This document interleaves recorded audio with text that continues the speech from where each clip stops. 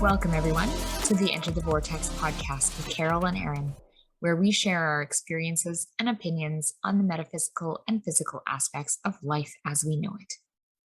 Hello. Hi. How's everyone doing? Good question. I'm much better than last week, y'all. Yeah, I think this last week was just really, really interesting. Say more about that. I don't know. I know when we were recording last time, I was saying that I was going to do like a funeral for myself, but really what it ended up being was more like an integration between my past, present, and future, which was a really, really beautiful little ceremony.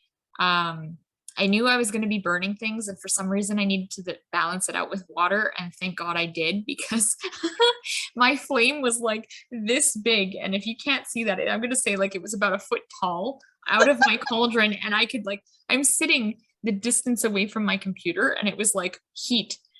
And after I was done, I was like, oh my God, do I still have eyebrows? It was intense. You not told me this sooner. That's great.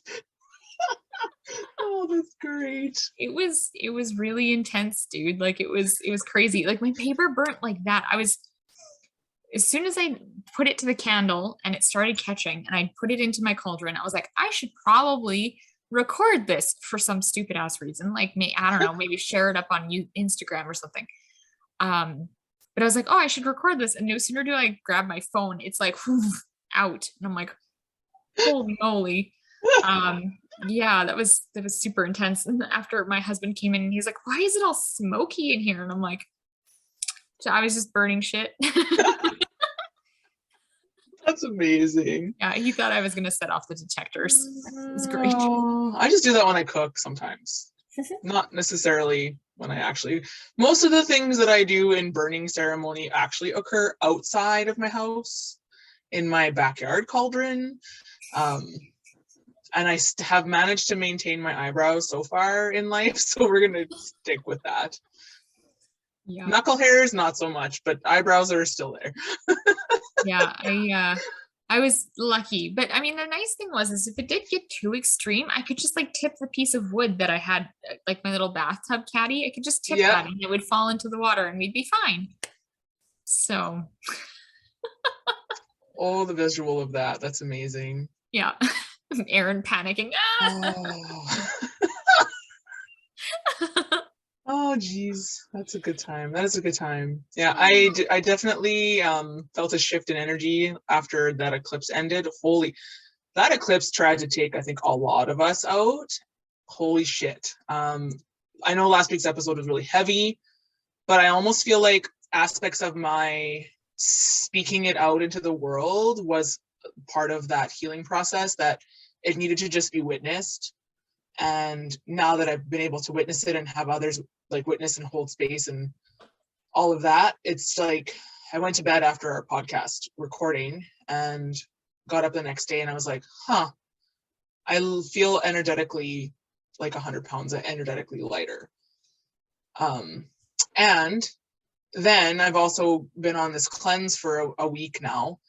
And, piling your body with superfoods and reducing it from taking on some of the heavier meals that I would eat, definitely not eating as much red meat as I used to. I've weaned off of the caffeine because I go in ways with that. I love coffee, but decaf's fine too. And it's just a nice, lovely shift in the body. I'm still not 100% where I want to be, but I don't have that energetic weight of the whole freaking world around me that was piling up and crumbling. It's I've maybe gotten to the top of the rubble now and I'm starting to walk down that hill to walk away from it and clear it all out. So yeah, that's it was interesting how it shifted literally overnight. And it's not as if I had an epic sleep, because my sleep patterns, they're all over the place. Some days I have really great sleeps, although I am getting better sleeps now with this detox, which is wonderful. So it's been helping. Well, that's really good. Well, and on today's episode, we're going to be talking about our shamanic retreats, some spiritual journeys that we've been on, and kind of really cool things that have happened in the last, I don't know, however long. any cool stories we want to share. Yeah, Absolutely. so that'll be fun. Hmm. Did you want to start off or did you want me to go? I can go first with this one. Sure. My Mexico trip is pinging me. You know, this was also the same trip where I had that experience with my dad coming through with the butterflies, which our listeners would have heard of already in a previous episode. But another aspect of that trip was that we got to go to a traditional sweat lodge somewhere near Tulum area. It's kind of in the jungle area. I don't actually really know. Honestly, that trip from start to finish was like a lot of surrender, because when we arrived in the airport, we were waiting for a driver, and because our flight was 3 hours earlier than the host of this retreat, they were not arriving until like 8 p.m. or something like that. Oh God. I know it was really interesting. So we were just kind of told like, we'll just hang out at the airport and the drivers will come find you. Now, I'm a pretty prominent personality and style, I guess. And that was back when I had my mohawk very bleach blonde and the shaved head, so it's like the same style as you can see on the YouTube videos. And I've done different things with my hair in between since then. But to be able to find me in a crowd, it was kind of funny. We were sitting there, we got off the airplane, and I had messaged the owner of the retreat center, and I said, like, if it's possible for us to get a ride sooner, that would be wonderful. But if not, then like this is where you'll find us in the airport. Well, we had just finished ordering our drinks from the flight, off the flight and all that. And this dude comes up in a white shirt and black pants and a belt, and he's like, says my name. And I'm like, my eyes shifted. I'm like, we're in Mexico and this guy knows my name. That's really weird, but I'm going to go with blind faith here and assume that it's probably the driver. And I don't speak Spanish. It's a life goal of mine. And then he's like, we're here, blah, blah, blah. So like, okay, that's fine. So he said he would wait for us until we got our drinks, but the restaurant wouldn't let us cancel our order, even though we had literally seconds before he walked up, pushed it in. And I was like, okay, fine, like we'll pay for it. They gave us quote unquote to-go cups. They put our drinks into a plastic freaking solo cup, which is pretty funny. And I'm like, so I'm just off the airplane.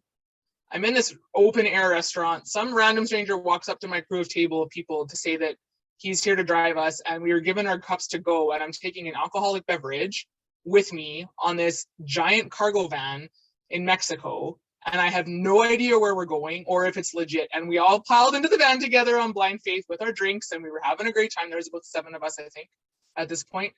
And about halfway down the highway between the airport and the retreat center, I turned to my friend and I was like, how do we know this is legit and not like some murder van that's going to take us somewhere else? But she's like, well, the guy did know your name. I'm like, okay, that's valid. But it was such an interesting experience. And then when we got there, a couple days later, when we were going to be picked up for this the Temescal sweat lodge, it was the same driver. I'm like, okay, thank goodness. We had other excursions throughout that week, but we had different drivers throughout that week. But it was the same driver as on the airport day, and I was like, this is hilarious. So we tipped him big, because we didn't tip him the first day because we didn't understand like that's like a courtesy of what you do when you arrive. If you have a driver, that's like, you tip them better than you would tip almost a waitress, I think is kind of the expectation down there. No, I don't know. I'm learning all these things as we go along. But so this is like part 2 of us driving in the middle of nowhere in Mexico and not knowing what our fate really is. We're on our way past Tulum. So we actually had to go through Tulum a little bit into like the more like suburban area. And then we end up on this side road, highway to nowhere, jungle surrounded. And then there was also some older abandoned concrete buildings. And it was like just a not good vibe in some of these building spaces. And so my nervousness going into this journey, because we didn't know what to expect. I've never been in any kind of sweat lodge ever before, although I've done a lot of work in like saunas at the gym or saunas at cabins and like hot tub stuff. But I was kind of freaking myself out a little bit about it being too hot and me not being able to handle the heat and the moisture. And I really didn't, again, because I didn't know what to expect. So I'm spinning on this while we're driving into the jungle. It's broad daylight, beautiful scenery. Finally, we kind of got past like the abandoned industrial areas, and we got deeper into the jungle. And then the driver just kind of takes a sharp right and drives up this gravel road, and all of a sudden we're here. And it like reminded me like of a ski lodge in the mountains, except that we were in tropical. And I'm just kind of taking in my surroundings, and there's a lot of jungle sounds, a lot of beautiful different bird sounds I've never heard before. I'm pretty sure we heard some kind of monkey or some kind of something along in that family. And then we find out that the shaman that was leading this sweat was also in training. So he was new, like a newbie, which I thought was like, that kind of made me a little bit more unsettled. But again, it was more because I think I was spinning on myself. But part of some of the teachings that came through with this is like, you can choose your journey. You don't have to leave it open. And it's almost better to set an intention, because if you don't set an intention, that could spin you into the really deep darkness. And there was no plant medicine involved with this one at all. It was literally, we had a planned menu with this retreat, it's a beautiful place. I would love to host a retreat there someday. So I'm just putting that out there into creation. Hey, universe, be that, so that I can get back there and be the host of one of these, because it's such a beautiful mystical place. But we have a private chef on this retreat, and so they actually developed a menu for that week to help you cleanse leading up to the Temescal and then again afterwards.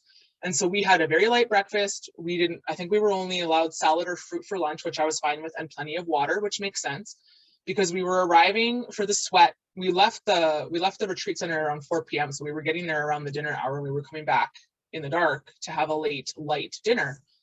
And when we arrived at this place, hot sun beating down on you, and I'm just trying to take in all the surroundings, and I'm starting to notice these weird different bugs that I wouldn't necessarily see, and you wouldn't see in Tulum or in along the beach and the ocean. That's more towards like when you're deeper in the jungle where these insects would be. So I'm like, okay. And then I'm freaking out even more because it's like, what if I got stung by something, and what if it's going to hurt? And I remember saying to a friend on the retreat, like, how nervous I was, and she says, well, set your intention. And I was like, okay. But I was like flip-flopping about what I wanted. So I was, again, second guessing my intuition, foolishly so. And it was like, okay, well, I don't want this purge to hurt, but maybe it needs to hurt a little bit so that I at least get the awareness that this is what's going on. And I don't know why I thought I was even going to require a purge at all, because a purge doesn't necessarily mean like projectile vomiting or deep belly crying or laughter. Like a purge could literally just mean like you shedding a layer in your sweat. It doesn't have to be painful. It doesn't have to be physical. But I'm still spinning on this as we arrive, and I'm taking in the surroundings, and it was kind of a rush to get there because I don't know if we left late or if the driver arrived late, because Mexico operates on their own time vortex. And so do. They really do. And like, I love it because again, that's another like flash of time is not linear. Time is merely a construct of human reality, and it's also an illusion. So it's kind of funny. Like, anyway. So I'm taking the look around, and I was like, do I need to go to the bathroom first? And there was this outdoor outhouse kind of thing, mini log cabin thing. And it was a really cool space. And I thought like, wow, like this is a really nice design with the way that it reminded me log cabin-ish, or like teak wood or something. But then when I got into the room and turned around to let the door shut behind me and hang my bag on the hook, I realized that in the corner by the sink was a giant ant farm. And you could see these ants crawling all over the counter, in behind the faucet, up the ledge, out the window. And I was like, instantly my hackles went up, and I was like, that's disgusting. I'm going to need to hover. How am I going to get through this? So I did what I needed to do, and I washed my hands as best I could without getting anywhere near these ants. And they actually were kind of staying in the corner, which I thought was kind of interesting. And I don't know if they're the kind that bite and sting. And again, because we're in Mexico, I do know there are different stinging insects, and I don't need to see them. Thank you very much. I actually don't know if we saw scorpions on this trip. We may have, but they're smaller than I thought they were. Whenever it was, and I've actually seen them in person, they're a lot smaller than I thought they were. But anyway, and so then I rejoined the group, and we're led down this path, and they are starting to talk about like, walking the path a certain direction and honoring what's on like the north, the south, the east, the west, the up, the down, yada, yada. And we get around this bonfire, and we're asked to enter on the northwest side, but go clockwise around the circle to take a seat at the bench. So we all walked our way in and around. But on my way, I'm still freaking out about what's going on. And this bug lands on my wrist, right at the wrist bone on my left hand, where like literally right where your wrist bends, the big like knob that you have there. And As the second that I recognized that this thing had landed on me, it stung me, and it stung me so deeply that I had to actually flick it off 3 times before it would let go, and then I had to pull its stinger out of me because it had embedded into the bone. Fun. And then my hand started to turn numb. And I'm freaking out because I normally do pack allergy medicine for stuff like this, like a couple of pills of Benadryl in my bag. But wouldn't you know it, I left that behind at the retreat center, and I didn't bring it with me on this trip while I was going into the deepest jungle we've ever been in Mexico. Don't know why, but I obviously didn't need it. And it also was another flash to me of how beautiful and how powerful the body and its healing abilities can be, because I was still freaking out about this. I had mentioned it to the host that had like the owner of the retreat center, and she said, well, maybe you should talk to the shaman. They might have some insights for you. And I was still like really, really, really freaking out, almost like childlike in a way, looking for someone to like calm me down. But the shaman took one look at me and was okay. He's like, was it red? And I was like, yeah, it's like a flying red ant of some kind. He's like, which I think are common down there. But I was freaking out about the numbness in my hand more than the sting itself, because it had started to move up my thumb and then my first finger and then the second. And he grabbed some clay from the ground nearby, and he wet it down and he pasted it on my hand, and he said, you're going to sit beside me for the whole experience. It's like, okay. After we walked around the fire, he gave us like an introduction of what to expect and how to approach it. Then they walked us further down in another spiral down this like pathway, which is really beautiful, into a cenote. And then you jump into the cenote, cleanse yourself. And the water was really cool and really refreshing. And it was in a cave. And then I had the awareness of, when we're done, it's going to be dark and there's probably going to be bats in here. So that was another excuse for me to spin. Seriously, I have to laugh at myself at how ridiculous I was being, because I guess this is like one of my first shamanic experiences. So it was definitely, oh man, I'll be laughing about myself like for all timelines about this one. But anyway, we do the cenote dip, walk back up, and then we're led in towards the pile of rocks that were being heated on that fire, and then into the actual clay cave that they have, which actually these shamans apparently built by hand. That was part of the initiation process and part of his training. So then he reapplied more clay on my hand, and he again said, like, please stay beside me. So I was the last one, I think, or the first one to go in, or one of the first ones to go in, and he asked me to, walk the full circle of the clay cave and sit beside him.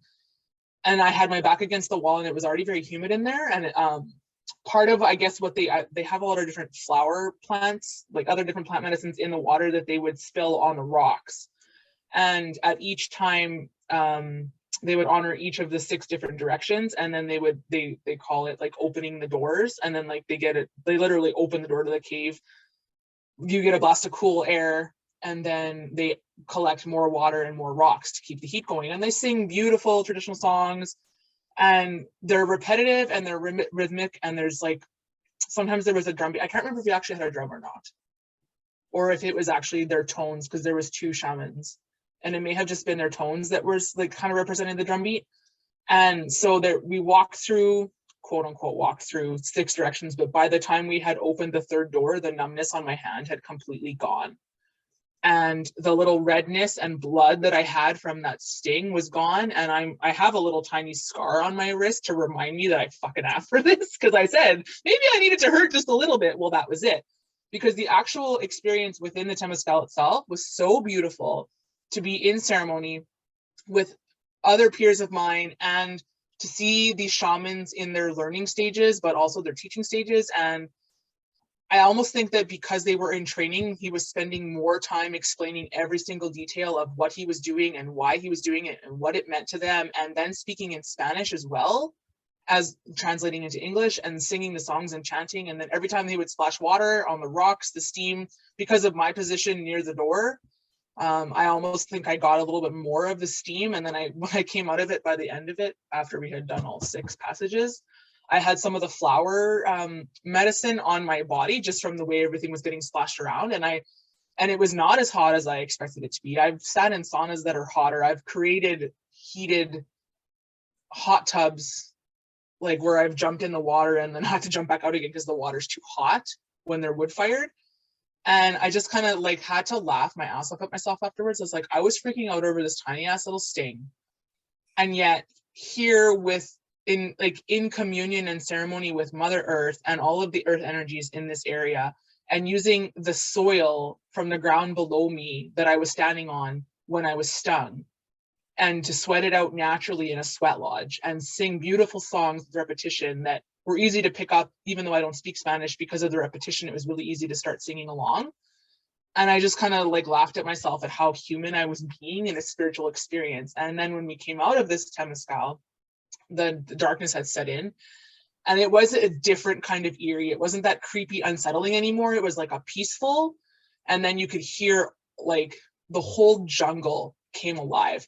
I am pretty sure that I could hear the trees in tandem harmony with the animals and the birds that were calling out once the darkness set in. And the stars were unreal, like unlike anything I've ever seen before.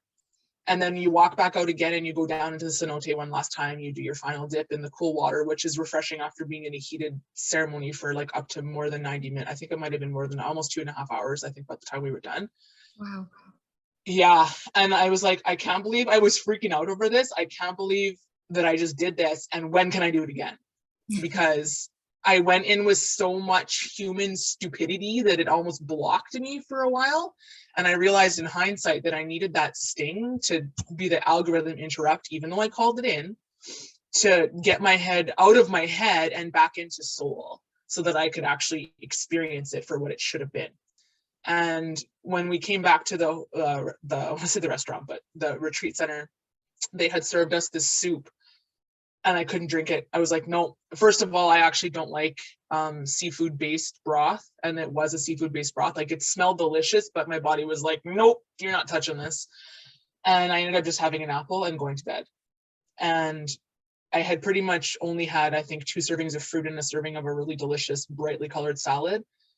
And I woke up the next day feeling like a completely different human. And that was one of the first steps back to me reclaiming my health. But then, the shitstorm happened in 2019 and it just got worse and worse and worse. So with this transformation that I'm on for my current detox that I'm on, like, I'm starting to see aspects of that set back in, and I'm super excited to see what shifts. And it's like, dude, get out of your human and into your soul, because we don't realize as humans how much we block ourselves being too human sometimes. Mm-hmm. Yeah, that's very fair. Mm-hmm. Yeah, it's very interesting how like things like that happen, right? Like, I know I had a little shamanic walkabout down at a retreat in California. Mm-hmm. God, what was that? 3 years ago now? I think it's been 3 years. Yeah, and it was really cool because this was the first time that I'd ever experienced something like this. This is probably the first time that I'd ever gone on a trip without someone that I was super close with. Like, I went with a friend from Winnipeg here. But it wasn't like, it was like we'd had some contact together, but this was like, okay, now we're traveling alone together. Mm-hmm. And I've never experienced that. So that alone was like kind of a cool coming of age type of thing. Mm-hmm. And oh man, it was really interesting because it was definitely like, when I travel, I'm very much like not a control freak, because that's not the correct words. But I get a certain level of anxious when I'm doing things like that, where like because we were going down to California, we have to go to, I think we flew through the Vancouver airport. So we went from Winnipeg to Vancouver, then Vancouver down to California. Yeah. So when we get to Vancouver, it's like, okay, we need to go from this terminal all the way to this one over here. That airport is fucking insane. It's like its own freaking city. I've done that walk. It's like, oh, you have an hour and a half to catch your next flight. Well, guess what? You're walking for the next hour to get to the other gate, because when you arrive after 6 p.m., all of the driver go-kart guys are gone for the day.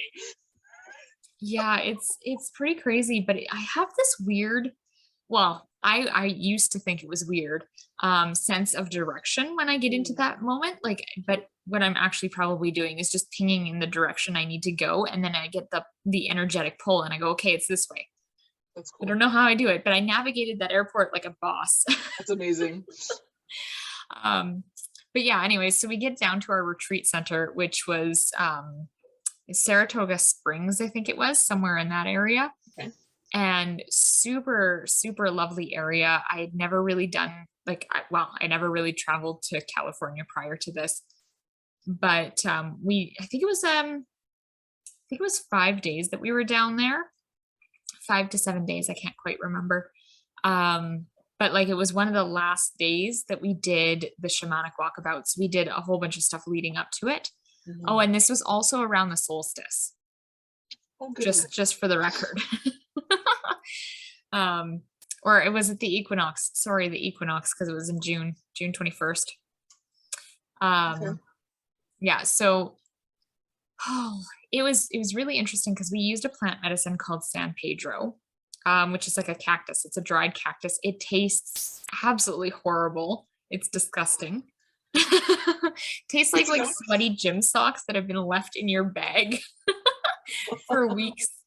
Um, and it was really funny because like we had it measured out and we poured it in, and then you get to pick whatever juice you wanted to like choke it down. The chaser. Yeah. So like you've got this drink with like, well, it's not tree bark, it's cactus pieces floating in it. That you're like, cool, I'm gonna ingest this now. And I remember taking it down and being like, okay, that wasn't so horrible. And then like, kind of the wave of nausea hits you and you're like, oh God. Um, but I remember the ladies who were running the retreat, they had basically said like, if you feel like you need another dose, you can do so. We have extras kind of thing. And Mhm. I sat there and I was like, I want to have a really good trip. I want to experience everything that I can with this walkabout. I really want to like make the most of it. So I was debating whether or not I wanted to go for a second dose. And it was interesting because as I was thinking about whether or not I wanted to take a second dose, my body was getting more and more nauseous to the point where I felt like I needed to purge. And I Mhm. was like, oh my goodness. Like it was really like, all right down to the second. I was like, you know what? Second dose, not for me. Because if I take a second dose, I'm going to throw up. And as soon as I clued into that, my body was like, cool, you got the message. And it just calmed right down. I was like, all right then. Yeah. And it was really neat because this was the first time that I'd ever had like some altered consciousness in this type of way. Um, and it was like almost immediately after I'd made that decision to not get a second dose and to just go with the first, my consciousness switched and I started seeing things almost more in slow motion. And it was really, really cool. I can't quite describe everything that I experienced, but like I knew every time I closed my eyes, I was seeing sacred geometry. It was almost like looking through a kaleidoscope, but it was like sacred geometry shapes and things like that. It was so cool.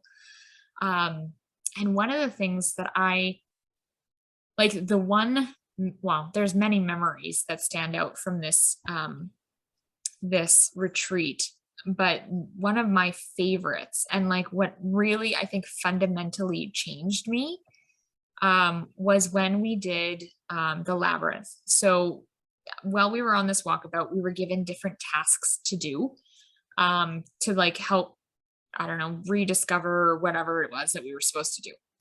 I can't quite remember it. But one of the things that they did was they had a stone labyrinth with just like a walking path. So you walk around in spiral until you get to the center and then you walk out. So while you're walking into the center, you're releasing anything that you don't want to have anymore, or like you're releasing something. That's the release point. When you get to the center, you should have released everything. You call in what you want, and then the out circle, like as you go out, you're integrating it, right? So I remember walking in the circle and I'm thinking to myself, you know what, I shedding, like I want to release all of like my self-doubt. I want to get rid of all of like my feelings of like self-consciousness and like feeling very meek and timid and like I want to stand up and have my voice and things like that. And so I was really shedding a lot of like, I don't want to feel this naivety anymore, right? Like I want to feel like I'm in my power. So when I got to the center, I was like, oh, cool. I'm going to call in my goddess self. Like, I was like, I'm calling in everything that makes me like a divine feminine being. Like, that is what I'm doing. And really super powerful, super cool. As I'm walking out, I'm like, all right, cool. I got this. I felt feeling like, all right, started feeling this energy come into my body. I was like, oh, yes, this is it. It was so confident. It was like I could speak things and manifest at a will. It was so crazy. And as I had finished, I walk back to the bench that like literally there was like 10 people piled onto this bench like moments before. We were kind of like the last ones to do this. And I reach down for my bag and I see a snake sitting under the bench. And I go, whoa. Because like my brain, not where it should be when you see a snake. And I'm like, wow, it's a rattlesnake. And I mean, like, I think it was like a little guy. And I can hear it rattling and I can see the tail going. And I'm like, I want to pet it. I just want to love it. But like, a little, I don't know, piece of my brain goes, if you touch it, you will probably get hurt. Do not touch it. So I'm like, all right. But I talked to the snake. I was like, snake, I'm going to grab my bag because it was literally inches away from its face. I'm going to grab my bag. I mean you no harm. Please don't bite me. And I feel like the snake and I had a moment. That's and I amazing. grabbed my bag and I didn't get bitten. But it was really cool because snakes, for me at least, when I see them, are a very powerful symbol of transformation, right? Like when you see snakes, they shed them, like they can shed their skin. They really like, I don't know, change how they are, right? Mhm. So for me, the snake was really like a symbolism of my transformation that I had called in at this point. And like, let me tell you, I walked around like a fucking goddess for the rest of that week. The rest of that day. It was pretty crazy. Like everywhere I walked, it was like life had sprung up from my feet. It was such a Mm. unique experience. And I remember that there was like, once we kind of had lunch and we had like a free, like we had the afternoon free for ourselves, and like time was not operating the way that normal human time works. It was really Mhm. strange. But I remember I was sitting in this, what we called the fairy portal. It was literally two trees.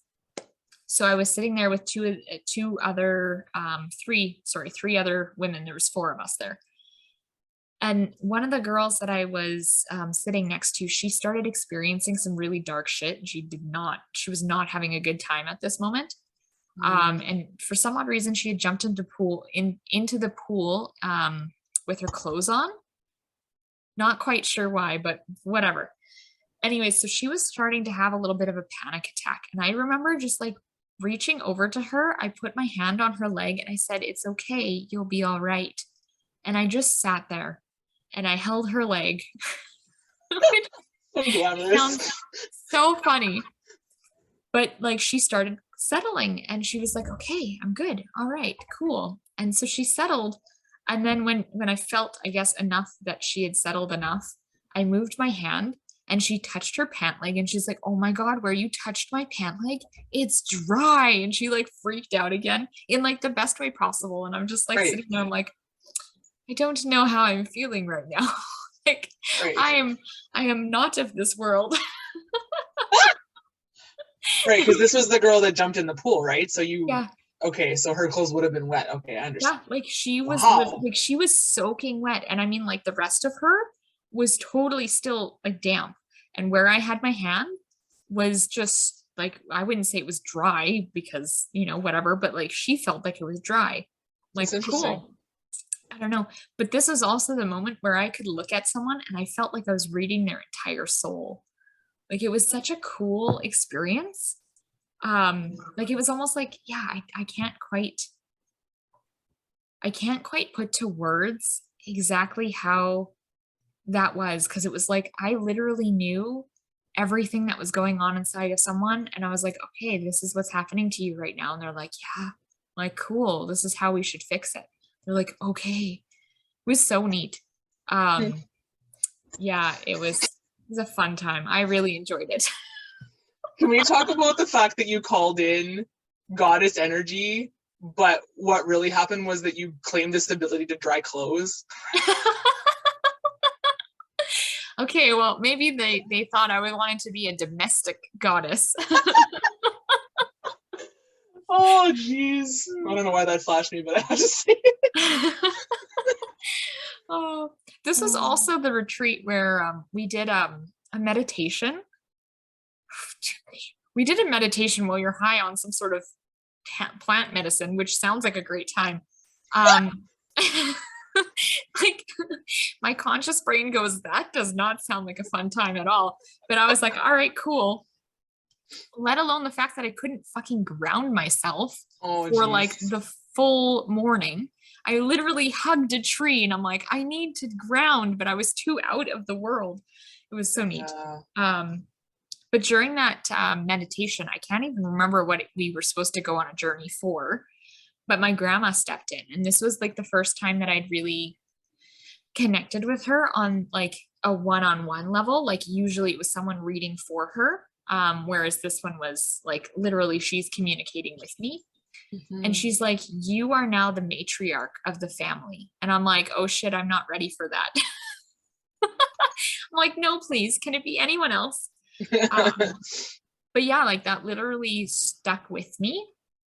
And like looking back in hindsight, when I kind of was able to have time to integrate what that really was, like that whole transition and that whole experience that I went through was literally me shifting from my maiden energy into my motherhood type of energy. Again, this was like a couple of years before my daughter, not a couple of years. I think this was only 1 year before my daughter was born. Where it was like, yeah, because I think it was the summer before I got pregnant. But yeah, like I really was shedding all of the things that I did not want anymore. And I was really stepping in and claiming that like mother energy. It was so cool. There's so many cool stories about that one trip. Because it was a trip. It really was. It was really fun. I just remembered. So I remember I remember people coming in like to my awareness every now and again. They're like, if you go to the bathroom, don't look in the mirror. And I'm like, challenge accepted. I would be the same way. Like, cool. So I went to the bathroom, like obviously when I had to go, which when you're on that like weird space-time continuum, you're not in your human body. So I'm like, I think I probably should go to the bathroom now. And so I like, of course I go.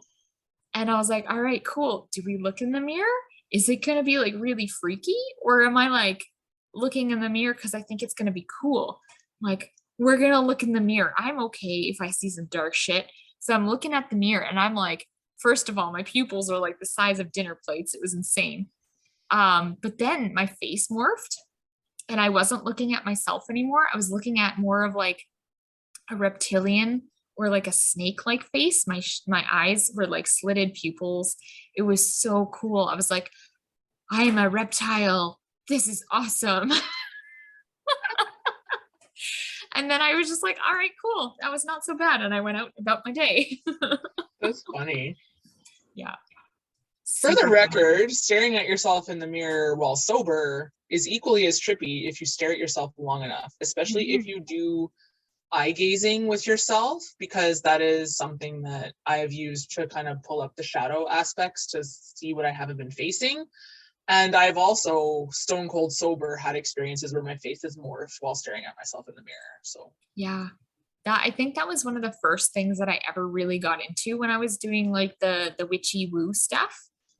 Even from like when I was 12 years old. I remember sitting in the bathroom with a candle in my lap and like staring at myself in the mirror, and like so that you'd see the candlelight on your face and it would flicker and it would help with that. Though I have to say a little bit of that Bloody Mary like urban legend type of thing really freaked me out, so I couldn't do it too long. But like, yeah, like the cool experiences that I had just eye gazing with myself and like seeing my face morph into different things. So should do that again. That sounds like a Yeah. fun time. Yeah, no kidding. I mean, I'm for it. Share experiences afterwards. It's some of the things that you've shared about that story parallels a couple of other experiences I've had. I don't drink anymore. I just decided, I was actually the Mexico trip, which would have been in 2017. When I came back from that trip, I had decided to consciously stop drinking. That retreat itself was a dry retreat. She doesn't have alcohol on the property. If you wanted to have alcohol, you would have to go purchase it yourself and bring it. Like, you were allowed to do so, but it wasn't something that was it wasn't like an all-inclusive drink all you want, drink your face off, eat your face off kind of thing. That it wasn't what it was.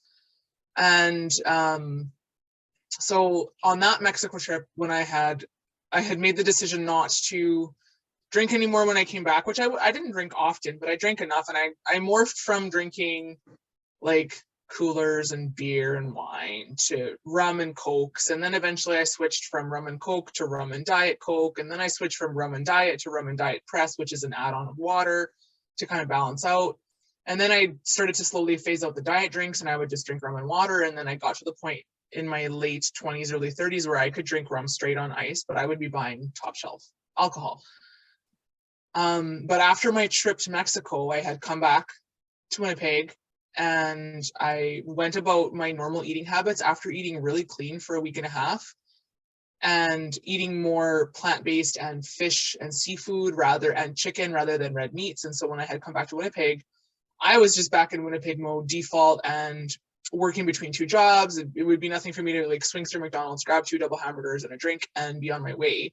Because in my head, I would rationalize it as like, I need the protein, especially with the workout regime that I was doing. And the carbs really didn't matter that much back then, but I wasn't also factoring in the salt and the fat content and all the other additives of that type of food. But my first experience back with red meat, and my body actually gagged. And I was like, that's interesting. I've never had that reaction before. That's how seafood used to make me feel.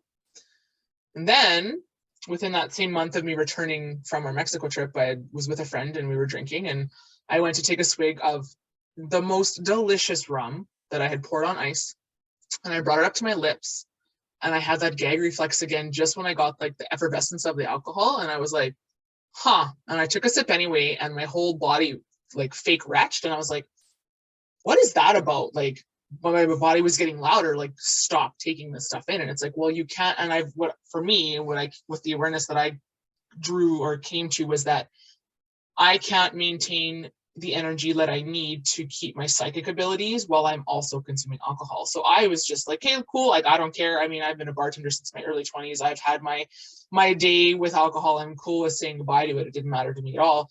The red meat one surprised me. But I got back to using it more often, but then I'm okay with phasing it out too. Like, I could take it or leave it. I don't know that I would ever be vegan, but I could be mostly. Like, I don't love dairy and all that stuff, but I will eat it.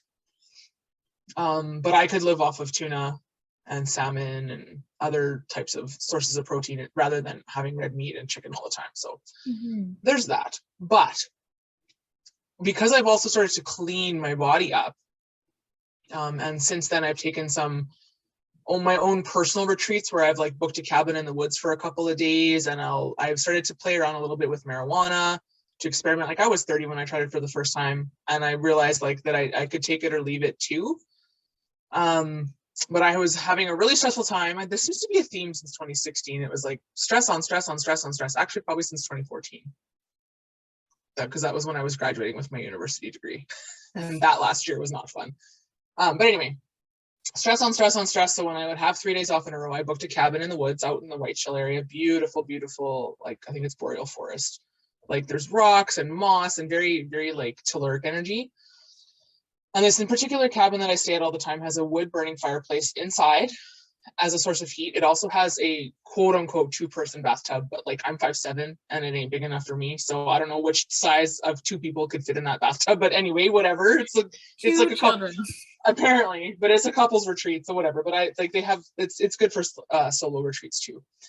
But essentially, because of the layout of this cabin, you walk in and there's the bed right away almost, and then the bathtub is in an open space in the cabin area, and then just in front of the bathtub, down a few steps is like the seating area and the hot stove, and then off to the side is the kitchen. So I had been cooking something light for dinner on this particular retreat. I had some can of butter that was gifted to me, and I brought that, and I made myself a coffee. I was still drinking caffeine, and I had ran myself a bath. And also important to mention that this particular location takes water in off of the lake. So it's actually lake water that's filtered, and then that's their tap water. So you're not supposed to drink it, but it's great for bathing. So I was essentially bathing in the lake water, which I love because it has a really high iron content and my skin feels amazing afterwards. And then I had the wood fire stove going, and I made it really hot in there. I was like, I bet you I could heat it up in here enough that it would feel as hot as a hot yoga studio. And then I could have a hot bath, and I could get some really good deep rooted stretching in, because I was having a lot of issues with my hips flexors and my psoas and the IT bands on both sides of my legs. And it was just like my whole lower body had almost wanted to lock itself up from like the pelvic region down to the knees, like shutting myself off of my own like sexual energy, and like all of the lower energies was just like, nope, not having it. I was almost trying to like reground myself, I think, back into the earth, because I had not been for a while with all the stress that I was going through. Mm-hmm. So I had a light dinner, and I was like, I'm not actually that hungry. I really just want a bulletproof coffee, but I decided to use the cannabis butter instead for my source of bulletproof. So I'm in this hot, heated, wood-burning stove cabin. I have a hot bath running with lake water. I have music playing in the kitchen area. And again, this is like all one big open space. And I made my coffee, which was also hot, melted the can of butter on top. And I didn't think to like blend it so that it actually incorporated. I let it just like skim off the top. And I put the cup down beside the bathtub, hopped into the bathtub, ran a nice bath salts bath. And then all about 10-15 minutes into it, like my blood pressure hit, and I got that red flush, which is common when you're sitting in hot water for a long period of time. And the room was hot, and I was like, whoa, okay. And I hadn't even touched my coffee yet, my bulletproof magic coffee. And I was like, I should swig some of that, because it's late enough that I want to go to bed, but I want to enjoy this ride. So I intentionally was taking this cannabis to help clear out some of the stuff in my field. And again, I don't use it that often. And when I do use it, I try to use it with intention rather than as a mask. And so I was listening to some kind of EDM music, and it wasn't the typical like radio show that I would listen to. I think it was on their YouTube channel, and I guess it must have switched to another episode of a live show or whatnot. And I know that the music that was playing was by Cosmic Gate. I can't remember what song it was, but I had that hot flash from being in the hot bath water for too long. I had taken a swig of my coffee. I couldn't even finish it because I had forgotten to blend it. So my first mouthful was mostly can of butter and not really coffee. It didn't taste very good. It's like, okay, whatever. Well, that should do it. Like, I don't want to be like stupid and not be able to get off the couch or whatnot. And I want to still be able to like function and feed the fire when it dies down again. But it was during the sun setting as well. And you're looking onto the lake at this cabin, and it's a really beautiful view. And I could kind of see the fire dying down, and there was no lights on at all except the light that was emitting from my phone, which was playing this music from around the corner. But it wasn't like a bright light because it was kind of tucked behind a wall. And I had hopped out of the bathtub and wrapped myself in my big giant beach towel, which is like a giant sheet. It's literally like the size of a double bed. And I laid back on the foot of the bed with my feet dangling, and the marijuana kicked in. And Cosmic Gate is playing, and I'm looking up at the ceiling, and I've looked up at the ceiling stone cold sober. But on the back of the Northern Lights color green of your background screen, that very vibrant neon rich, almost emerald, but not quite, like it dances between the green and the yellow, was the color that I was seeing. And I was looking up at the ceiling, and I got this kaleidoscope imagery of like, it was like heart shaped, and it just kept going. And I was like, well, that's interesting. I've never experienced anything psychedelic before, and this is just marijuana. So what's this about? What the hell was in it? And then I keep watching, and the music is playing. And as the music is playing, the kaleidoscope is moving. And then it started to shift into this heart shape. And then the green kaleidoscope imagery and sacred geometry that was like morphing, it like kind of went into the heart space area. So like your heart chakra, quote unquote chakra area, the chest. And it just kind of like, it felt like an energetic blast, but in a good way. And I'm pretty sure I fell asleep and woke up later pretty much freezing because I had fallen asleep with my towel on. And then like the fire had died down and it was now dark and the music had stopped playing. And I was like, okay, well, running another bath to warm up. And I was sober by that point. Or at least I felt more sober by that point. And I didn't even bother touching that coffee until the next day. And I don't think I drank the rest of it, because it was just like, well, that was definitely a trip and a half that I didn't expect to have. So it was interesting how that music affected the brain waves as well in tandem with the plant medicine. And because I used it with intention to clear things, it was like, it was really funny that I had a psychedelic experience off of a plant that doesn't necessarily always create that experience. But then I was chatting with a friend just recently about that experience, and she had mentioned, she's like, did you know that when cannabis has mold develop on it, that it can produce a psychedelic experience? And I was like, so what you're telling me is I had moldy butter?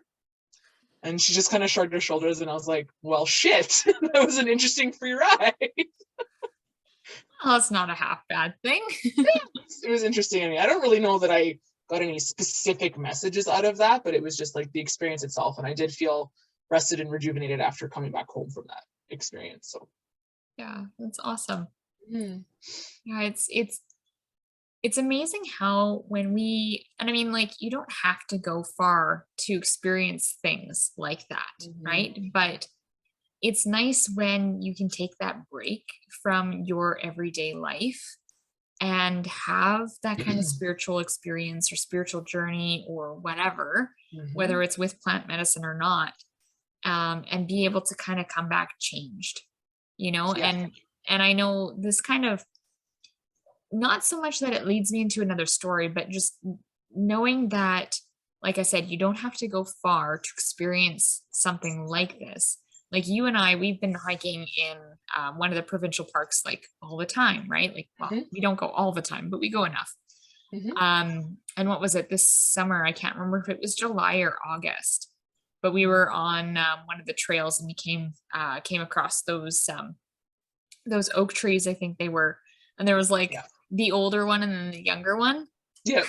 They kind of felt like they were two, like, what was it? I think one was like the grandfather, and then you were hanging out with the one that was like the grandson, or like the younger tree.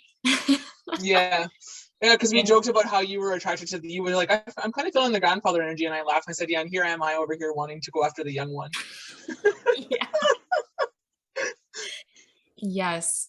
But yeah, like it's really entertaining how, like, I mean, I wouldn't say that was like a spiritual trip or anything, but like we did get codes, we got information. I think that was when the wildfires were happening and you were having, you got some alleviation of your like lung symptoms with that, right? Yeah, absolutely. Yeah. And I know I definitely felt some of the like telluric energy step in forward. That's right, because we had played around with the grandfather and the grandson energy of trees, and then we went a little further up, and this one tree to my left caught my eye, and it was a big old thick oak that had it split off into three, but it was one main trunk that split off. And I was like, I don't know why, but I'm feeling called to touch the trunks. And the second that I placed my hands on this tree trunk, I took a breath in and I felt an energetic lifting in my respiratory area. And yes, I am susceptible. Like, I used to be a smoker. So, and that's also why when I do use cannabis, I prefer to use it as an edible rather than to inhale it, because I used to be a cigarette smoker and I've had chronic bronchitis issues, and I would like, I don't want to trigger that. And so anyway, so it was smoky in the air, and I put my hands on these trees, and for me to feel relief after having that congestion for 2 weeks, I was like, well, no shit, Sherlock, a tree's going to have codes on how to breathe properly in the smoke, because what do they freaking do? They clean the air. So it was kind of funny, but then you had gone further up and you were attracted to this other tree, and then I was like far into the bush too. you were. I actually thought I lost you, because it's like, because by the way, you guys, if you ever go on a hike with her, she will walk off and she's quiet, and then you turn around and she's not necessarily where you think she should be, and you almost have to pay attention to your own energetics to tap into which tree she's hidden herself around, or she's like gone around the back of the trunk or something, or she's on a really big rock, and there's Erin right in the bush. Just getting in there. Yes, yeah. But yeah, I think the tree that like distracted me, it was like there's the path, and then it was like I had to go through the bush to get to this tree, but it was really prominent and standing out for me. And I think that was the one that had some sort of codes for eyes. Like I just kept getting a sense of like eyes. But it messed with my vision. It was like I started seeing, I don't even know what, like almost like it was like shimmers or like almost like a curtain kind of, I don't know, Mm. maybe I was seeing through the veil or something. I don't know, but it was super cool. And it was interesting because like you and I, Carol, we are like we can kind of bubble up and share codes, right? So as soon as Mhm. I kind of mentioned that to you, I think I remember you picking up on that and actually starting to see similar things to me. Yeah.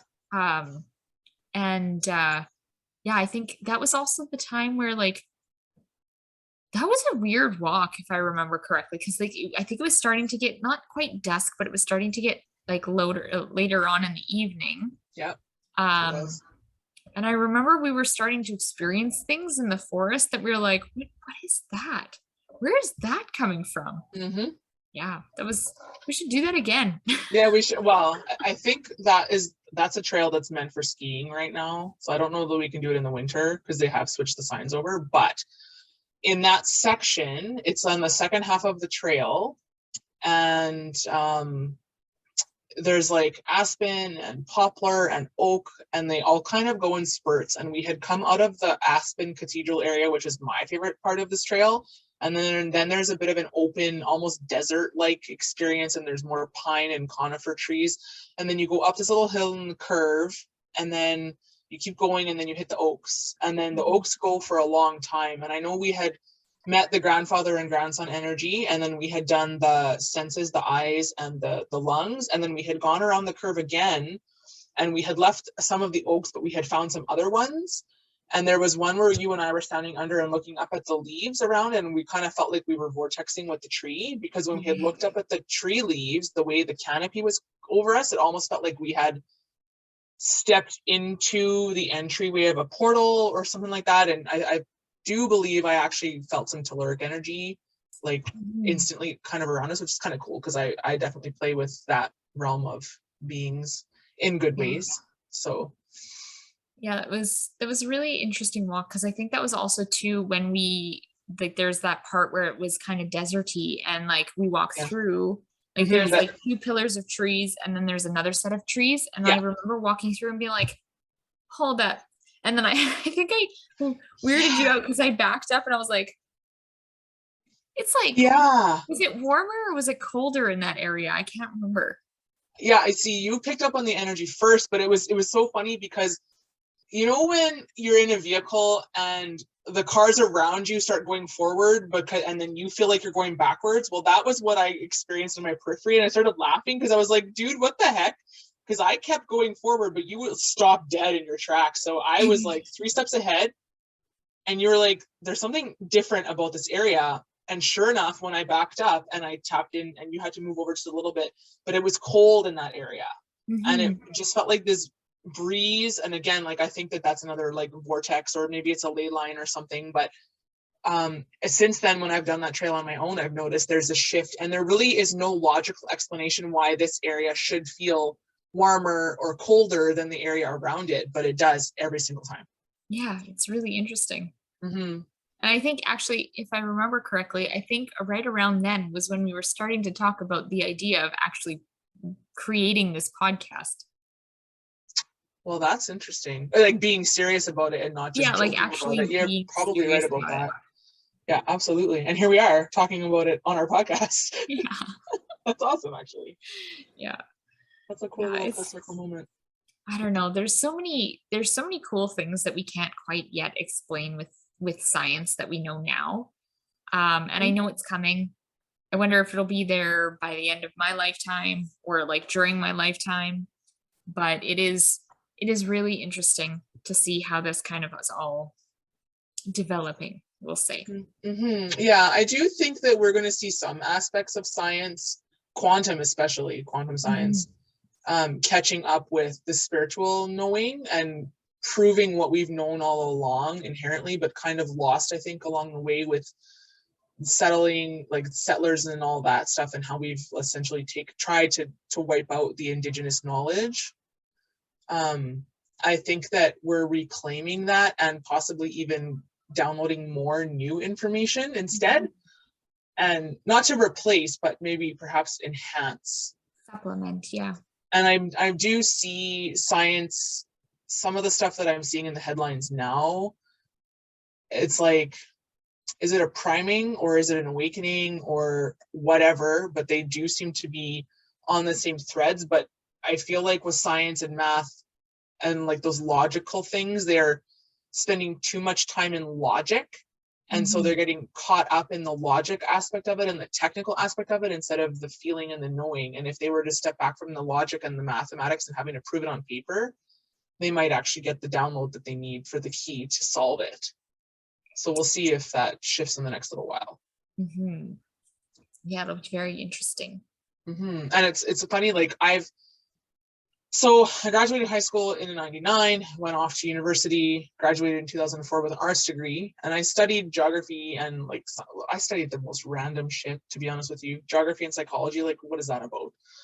And yet it took me, and then so 10 years later, 2012 was when I decided to go back to university to get my teaching degree.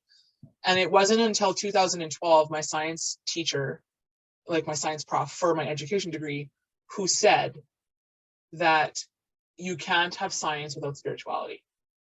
And this man was obsessed with Northern Lights. He's actually traveled up north to study them. And he also he prefaced our class with talking about how he hasn't figured out time travel yet, but he's also obsessed with the movie Back to the Future. And then he had another colleague who was also the science. He taught, so my prof was science for early years, and then there was a prof for middle years and high school science, and he would often wear, not often, but once in a while would wear the white lab coat. And so we invited them to be speakers at our graduation, and they dressed like Marty McFly and Doc. I love it. So good. So freaking good. So good. And like the tall prof actually had like the same wild hair, and they just fit it so well that it was like such an iconic moment. And I really appreciated, and yet at the same time I thought to myself, like, wow, it's 2012, 2014, and we're only now saying in education that you cannot have science without spirituality. I wish I would have known that as a kid, because when I look back at what I did for my science fair projects, my grade 5 science fair project was on crystals, how crystals form. Okay, my grade 6 science project was on constellations and astronomy. I was already woo without knowing that I was woo. Yeah. Yeah, I think a lot of us are, though. You know, like we start, I don't want to say being primed, but I think we come in with a certain data set, and we're just, you know, more prone to going after those types of topics and learning about those things. Because I know I was really interested about stars. I really loved learning about Egypt and like other different ancient cultures.